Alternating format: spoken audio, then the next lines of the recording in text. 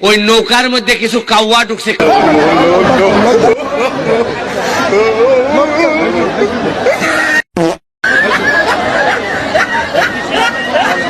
Meeting করতে হবে না,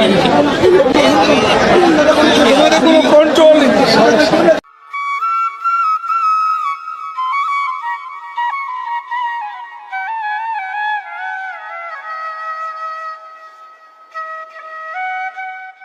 মন ভালো করার জন্য নদীর সৌন্দর্যের কোনো বিকল্প নেই, আর সেটি যদি হয় পদ্মা মেঘনা ডাকাতিয়া, তাহলে তো আর কথাই নেই। তিন নদীর অপরূপ সৌন্দর্য আপনাকে মুগ্ধ করবে।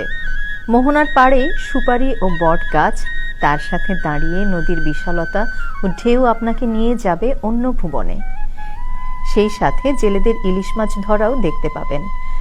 মেঘনা নদীর কোল ঘেঁষে এক টুকরো বালিয়াড়ি, মেঘনার ঢেউগুলো পাহাড় সমান উচ্চতায় আছড়ে পড়ে তীরে। আপনার মনে হবে আপনি আছেন কোনো সমুদ্র সৈকতে। আপনি চাইলে স্নান সেরে নিতে পারেন।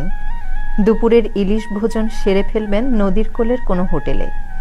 শরতের এই সময়ে দুপাশে নদীর মন ভরানো সৌন্দর্য তো দেখতে পাবেনই, এছাড়া মেঘনার চরে যাতায়াতে ট্রলারে মেঘনা নদীকে খুব কাছ থেকে দেখতে পাবেন।